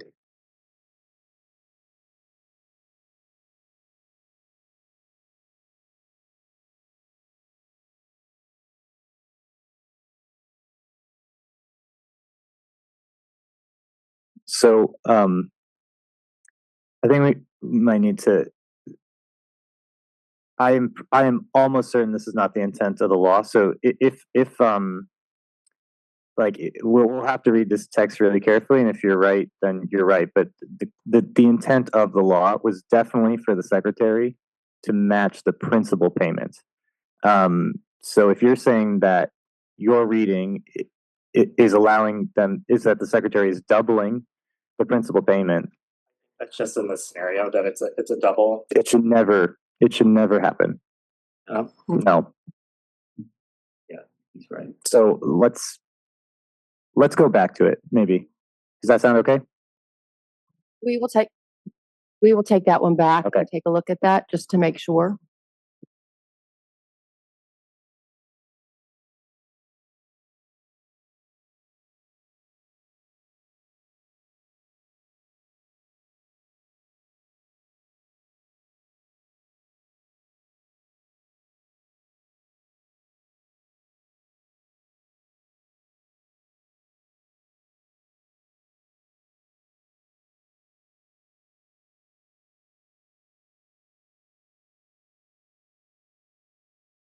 It's not the total, because the total principal payment would be 20, just to be clear.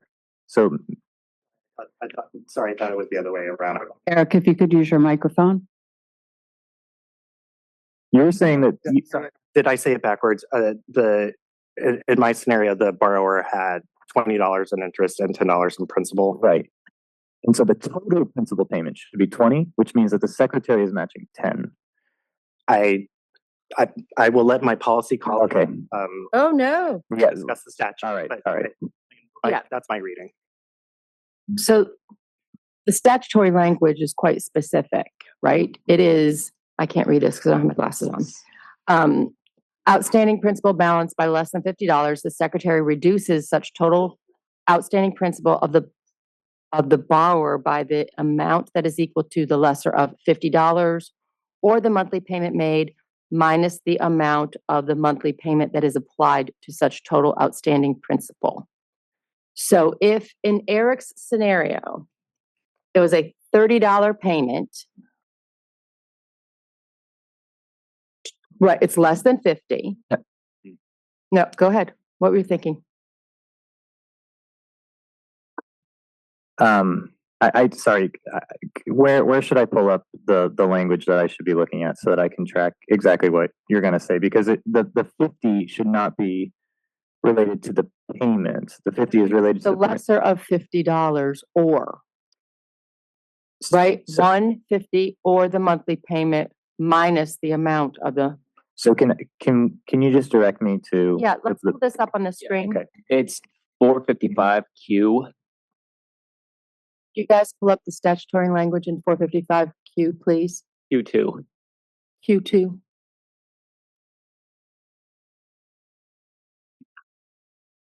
So I can just talk you through. Okay, so if the borrower's monthly payment applied in paragraph F5, Romanet 1 of this section reduces the outstanding principal by less than $50, reduces the outstanding principal balance by less than $50. That is not their payment. That is asking, does it reduce their outstanding principal balance by more than $50? Secretary reduces such total outstanding principal of it. So just, I'm already telling you the first thing I disagree with. It is not whether they made a $50 payment, it is whether they reduced the principal balance by 50. Okay, we're in agreement. So the secretary reduces such total outstanding principal of the borrower by amount that is equal to the lesser of $50. Or, so the lesser of $50. This first part means that if the principal balance is reduced by more than $50, there's nothing. Okay. Or that would be $30 in your scenario, minus the amount of the monthly payment that is applied to such total outstanding principal balance, the amount of the monthly payment that is applied to such total, minus the amount of the monthly payment, right, okay, minus the amount of the monthly payment that is applied to such total outstanding principal balance, that number is 10. That number is 10. So that is what the secretary is reducing. He or she right now, is reducing such total outstanding principal balance of the borrower. Right? Am I right here? Somebody, I'm like, literally, he's right here. Like, he knows the answer. He wrote it. That guy wrote it.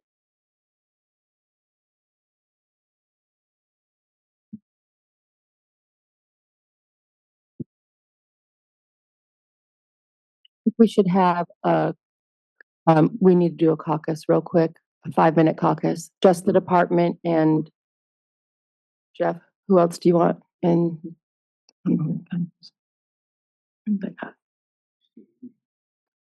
Jeff just says we want to take a break. How long would you like for your break? Oh, wait, it's almost 4. It's 3:46. Oh, Jesus.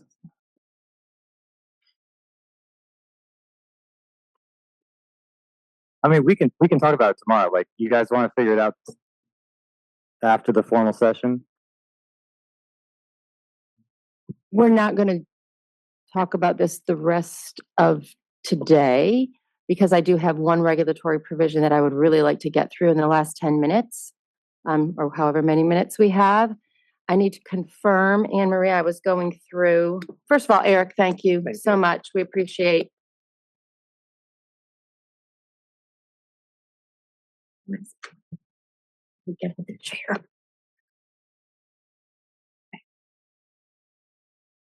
Anne Marie, can we please confer on our notes for the provisions for which we have taken a pulse check on? We have taken a pulse check on 685 to 11.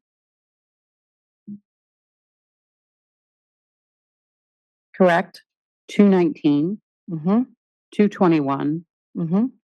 and then today, 208, 674.39, 685,405. That's 682, but Sorry, yes. 682. Mhm. And then we have 204 and 205. Yes. So I'm showing that yesterday we did 685, 210. I'm not sure what happened on 685, 220 yesterday and 685, 221. We did 221 yesterday. Right. And so do you have anything for, we also did 685, 215. Or are we waiting to No, do we that did one? not We're do waiting to, okay, we're 215. waiting to do that one.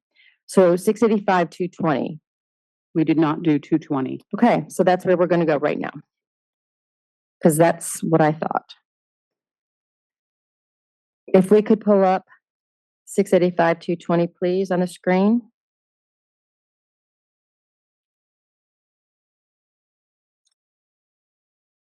This is the miscellaneous loan repayment provisions and public service loan forgiveness section.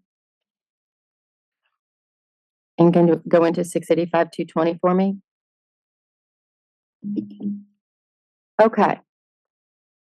So the reg text here you see in red is we've added paragraph A before July 1, 2028. We've added an or, and we've added paragraph B, on or about July 1, 2028. The borrower has a federal consolidation loan that is in default or has been submitted to the guarantee agency by the lender for the default aversion, and the borrower wants to consolidate the federal consolidation loan into the direct loan program for the purpose of obtaining the income-based repayment plan or repayment assistance plan. Then we change H1 for a direct consolidation loan made before July 1, 2026. We remove the A, we uncapitalize the A, remove for a direct consolidation loan, add paragraph 2 for a direct consolidation loan made on or after July 1, 2026. A borrower may choose the tiered standard repayment plan or the repayment assistance plan in accordance with sections 685-208, 685-209, and may change repayment plans in accordance with section 685-210B. There's more. We have updated cross-references in Romanet 1, Romanet 2, 3 Romanet 1. Is that the rest is our, did we finish everything? That's it. Okay. So we'd like to take a pulse check on 685-220 consolidation. If I can see thumbs. I'm sorry, we have two questions first. I apologize. Andy first and then Scott. I'm sorry, that's Jenna's card. Sorry, I had in my notes for this one that you were taking it back on the word made in number 1 versus signed and submitted. Did you come back and tell us that made is what was required in the statute? Yeah, go ahead.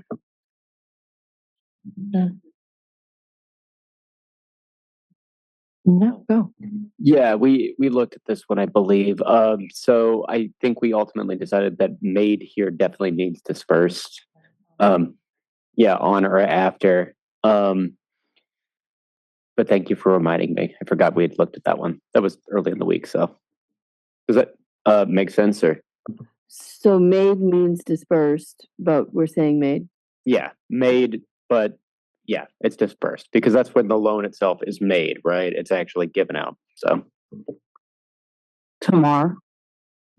I have a follow-up question about that. As it stands right now, when borrowers submit consolidation applications, they sign the promissory note at the time of submission. And there's a section on the loan consolidation application that says that within, I think it's 120 days, you can still add more loans to the consolidation, which I think complicates the definition you're providing of what made means, because dispersal could actually have more than one date. Could you speak to that a little bit, please? yeah, to the extent that that's true. I mean, the loans are made as they're dispersed, right? You have a master promissory note or a consolidation loan. It could get a little finicky there. I know we've had some operational discussions there, and we may have to have Eric come back and explain the nuances of the consolidation loan. Generally speaking, the statute and then our regs as well track loans and when they're made. But Eric, is there any nuance with the consolidation loans that you want to offer here? So Eric Hardy, FSA. The original disbursement date is the date that the funds are dispersed to the lender or to the servicer. If a borrower and they have up to 180 days to do what we call an add-on, and any add-on would be treated as a new disbursement, so that those become second, third, fourth disbursements. We don't backdate it to the original disbursement date, or else the borrower would essentially be charged interest twice. Once while they were still at the loan was still at the lender, and then once on the consol. So it's dispersed at a future date. It's not a prior date. So the loan is made when it's originally dispersed, and then additional disbursements can occur just like it would on a sub or unsub. Thank you. And we did confirm the statutory language says made on or after. Okay, are we ready for the pulse check?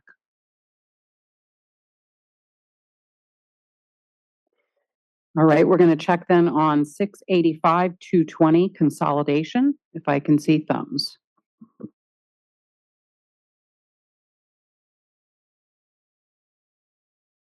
Okay, I see a sideways thumb from Scott, from Alex, oh, no, from Scott, and from Tamar. Did I miss any? Okay.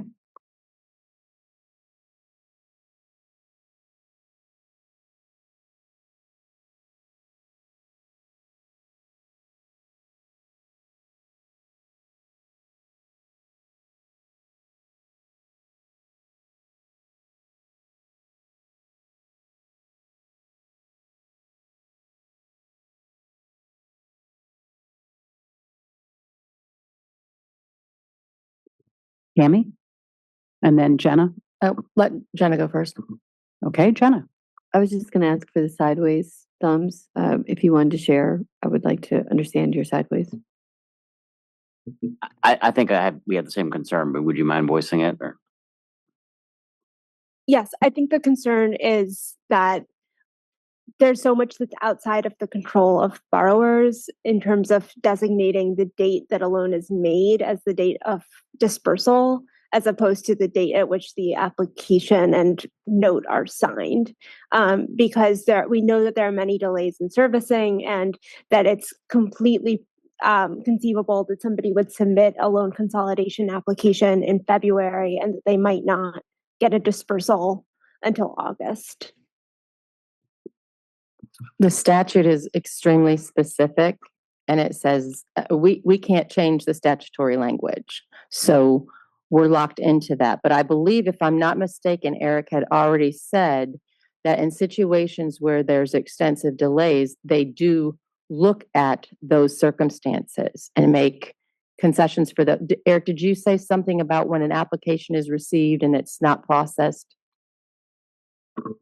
I did not. We have a contingency plan that if we need to plan for some sort of one-off situation, we can evaluate a one-off situation. But using a rule that's outside of the statute, Right. No, we would not do that. Is not something that we have considered in our solutioning. Thank you.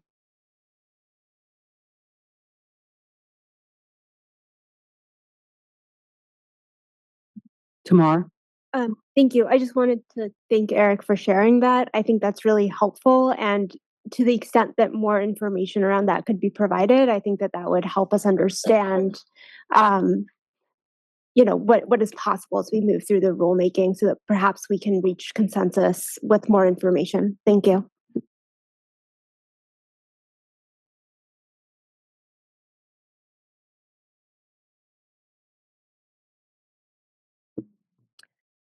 I think we can just say thanks everybody for a great day. We look forward to seeing you again tomorrow. My takeaways for this evening is to prepare. So by my calculation, we'll need to go through the loan limits, which is section 685-102, 685-200, 685-201, 685-203. And we need to provide you 685-209, and then we will circle back on 685-215. So I suspect that we will have another very intense day tomorrow with getting through the rest of these regulatory provisions. Thank you guys for all your hard work. We appreciate it. Thanks, everyone. We'll reconvene tomorrow morning at 9 a.m.